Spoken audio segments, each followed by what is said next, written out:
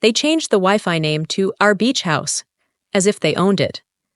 That was the moment I realized my cousin wasn't just crashing for a few nights.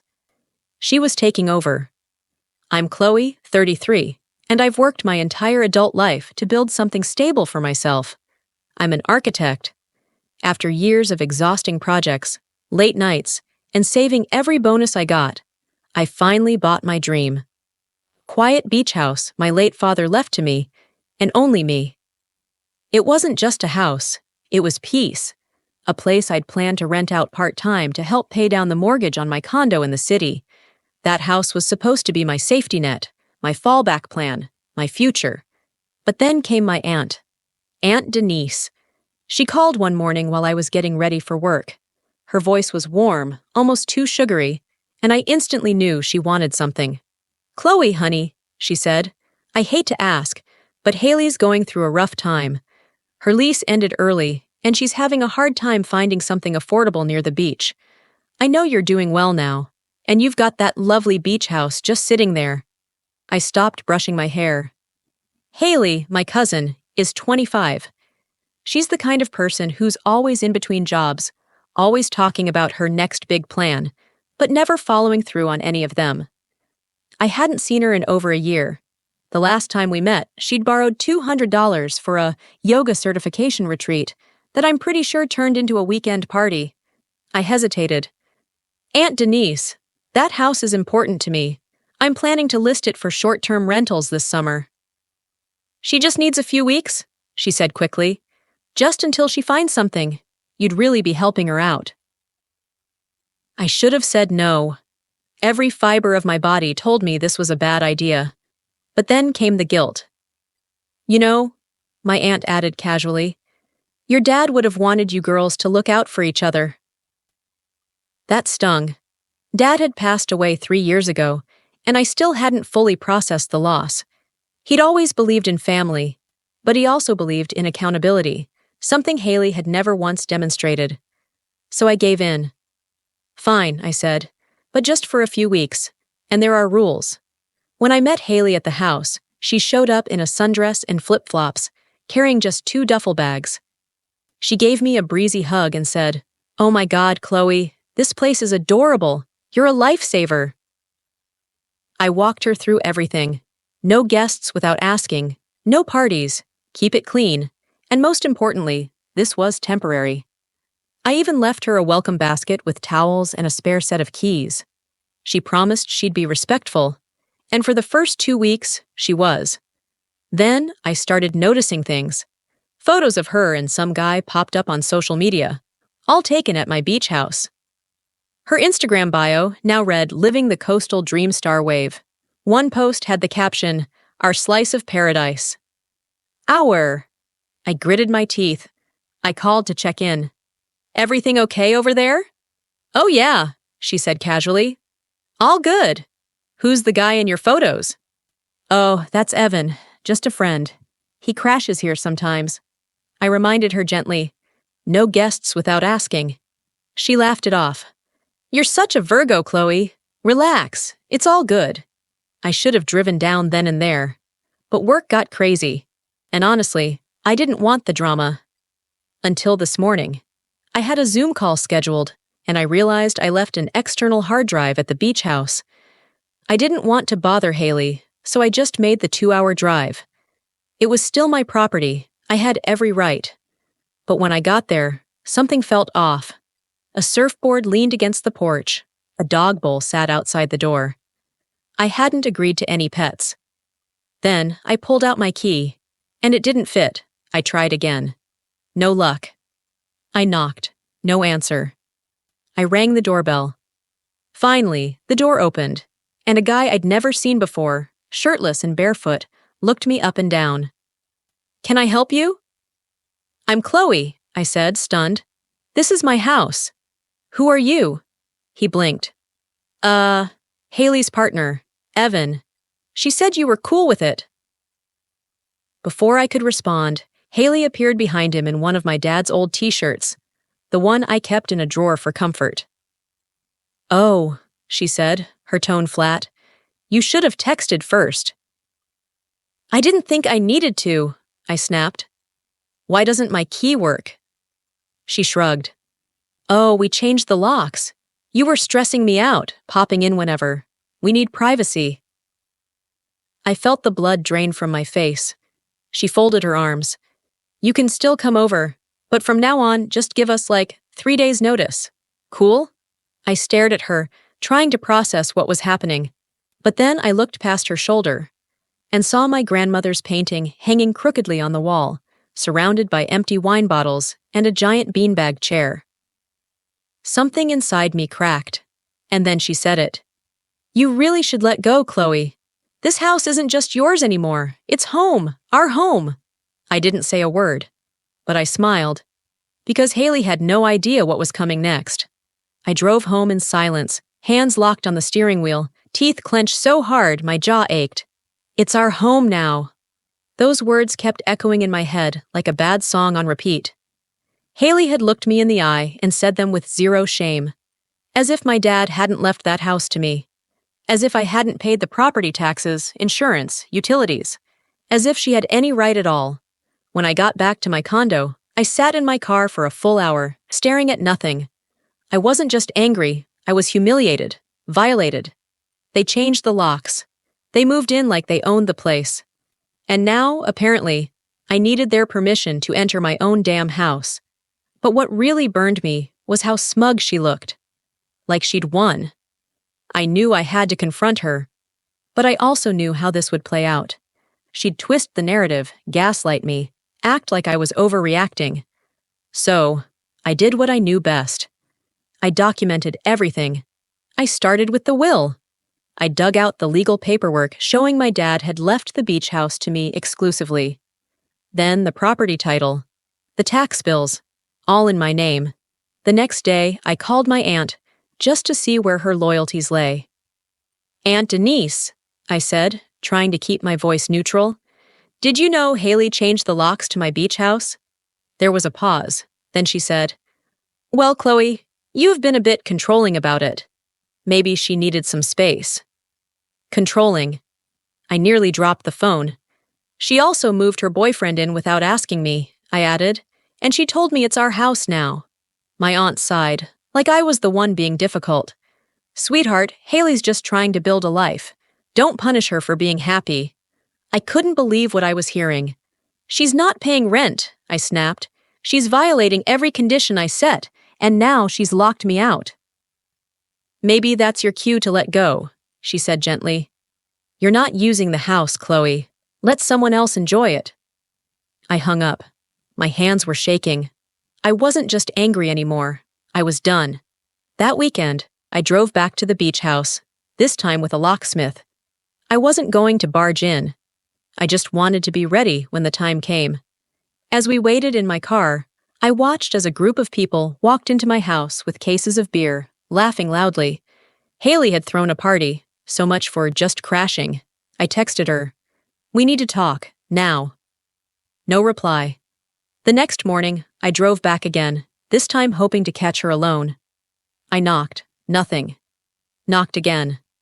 Finally, she opened the door, wearing my hoodie. Oh, she said, clearly annoyed. Didn't you see my text? Sundays are kind of our reset days. I pushed past her. We need to talk, in private. She sighed and rolled her eyes, but followed me into the kitchen. The place was a mess. Empty cans, dishes piled in the sink, my dad's antique clock covered in someone's spilled drink. What is going on, Haley? I demanded. You're disrespecting every boundary I set. She leaned against the counter, arms crossed. You said a few weeks. It's been 5. We're settled now. Evan's got a remote job, and I've got interviews lined up. It's working. For you, I snapped. Not for me. This is my property, Haley. And then she said it. I figured we could just split it. You've got your fancy condo.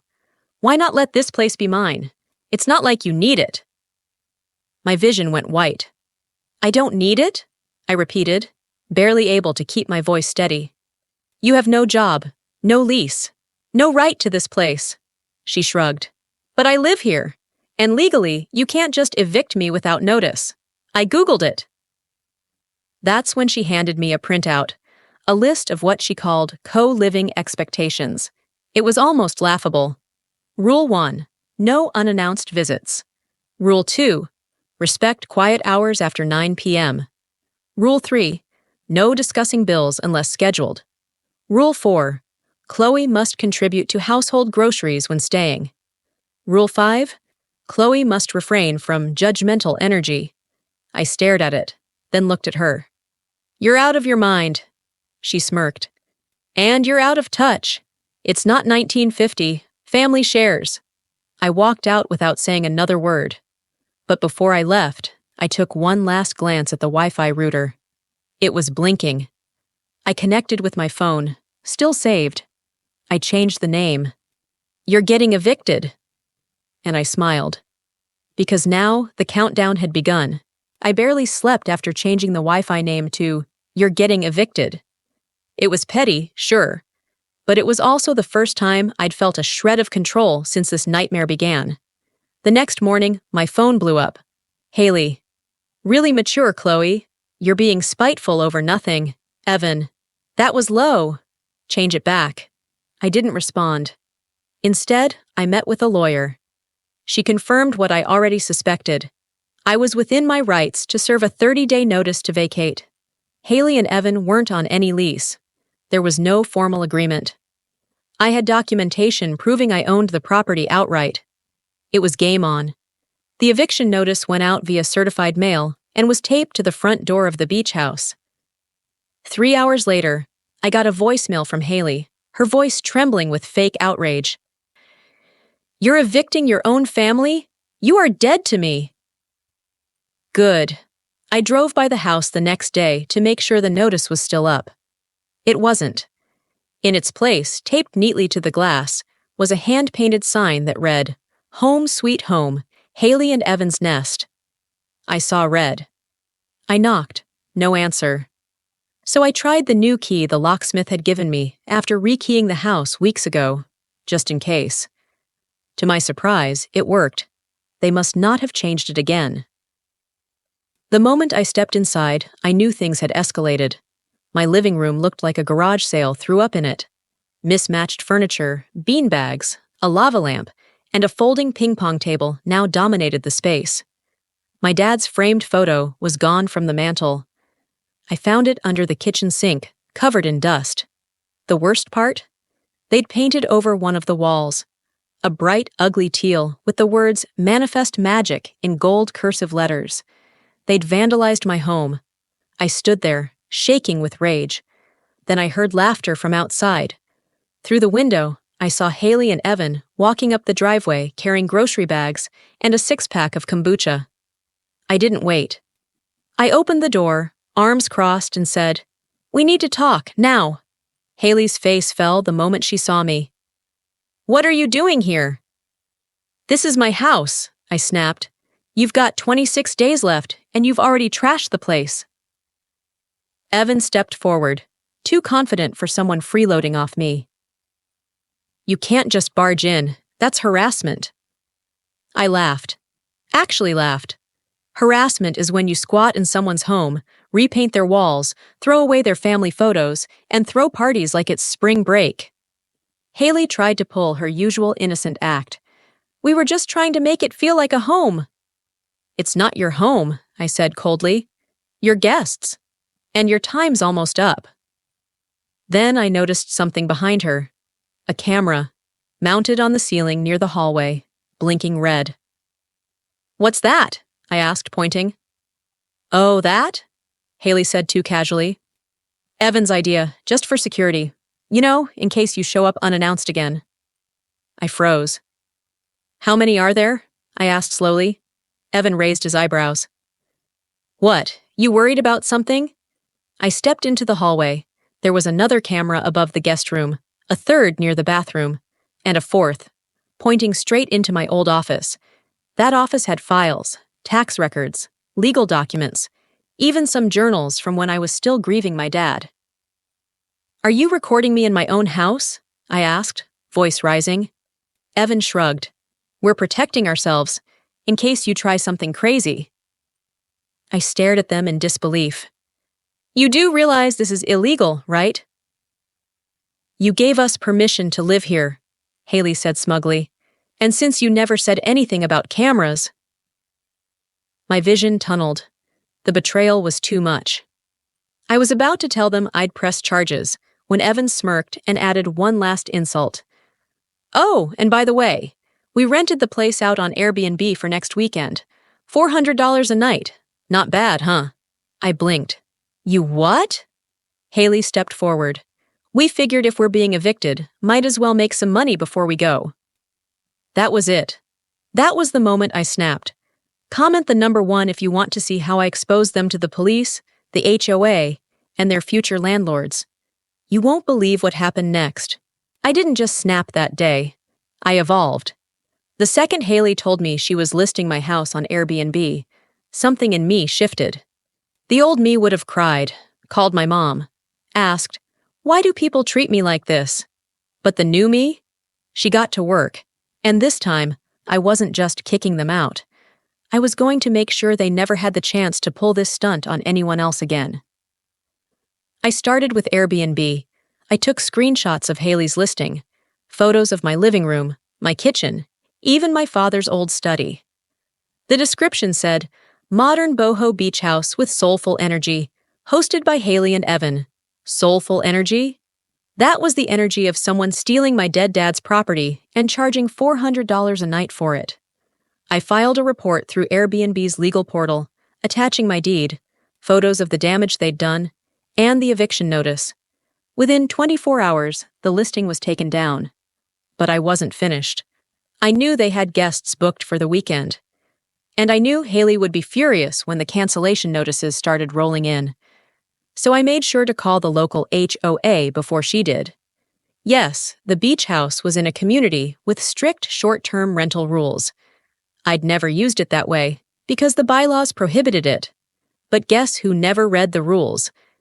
I explained the situation to the HOA president, Mrs. Sutton, a 72-year-old former litigation attorney who absolutely lived for drama. I told her everything. The illegal subletting, the unauthorized cameras, the loud parties, even the bright teal wall they painted without approval. By the time we hung up, Mrs. Sutton was practically foaming at the mouth. "Thank you for bringing this to our attention, Ms. Blake," she said.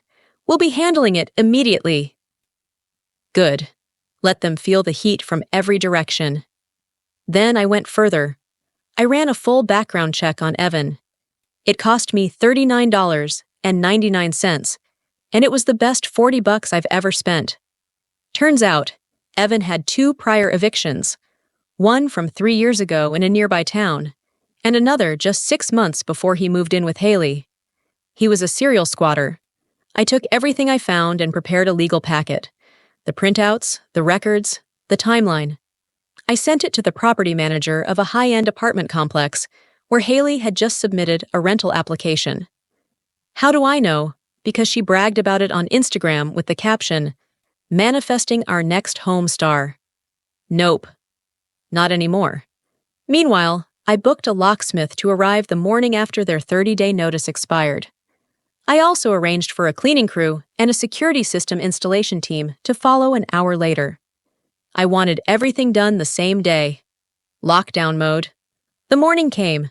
I parked 2 houses down and waited. At exactly 10 a.m., I watched Haley and Evan walk out the front door with a trash bag and a duffel each. I waited 5 minutes, then 10. Once I was sure they were gone, I walked up to the door with the locksmith. As he worked on the lock, I stepped inside. The house was a wreck, stains on the carpet, cigarette butts in the potted plants, my bookshelf half empty, several cookbooks missing. The couch had a huge red wine stain across one cushion, and someone had carved a peace symbol into the side of the dining table. But that wasn't the worst part. As I walked down the hall toward the guest room, I heard something buzzing.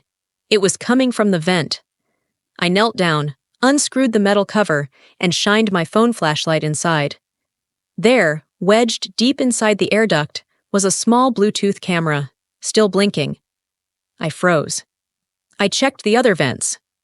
One in the office, one in the bedroom, one facing the shower. I called the police. They arrived within 15 minutes, took photos, and collected the cameras.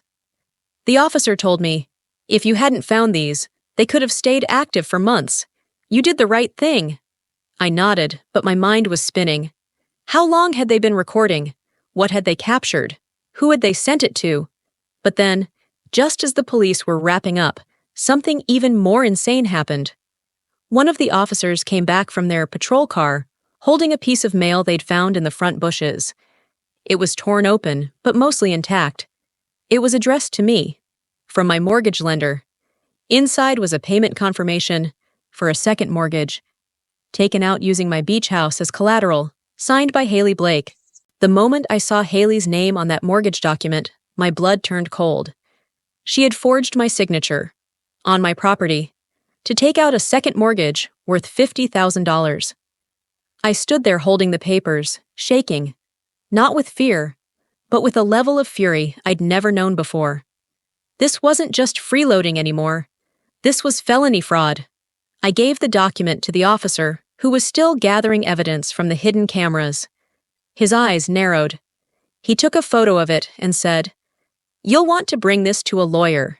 Immediately." And I did. Within 24 hours, my attorney had pulled the records. It was all real. Haley had submitted falsified documents, complete with a fake power of attorney. Evan's name wasn't on anything. He was too smart for that. But Haley had put herself in deep. The bank launched an investigation. I filed criminal charges.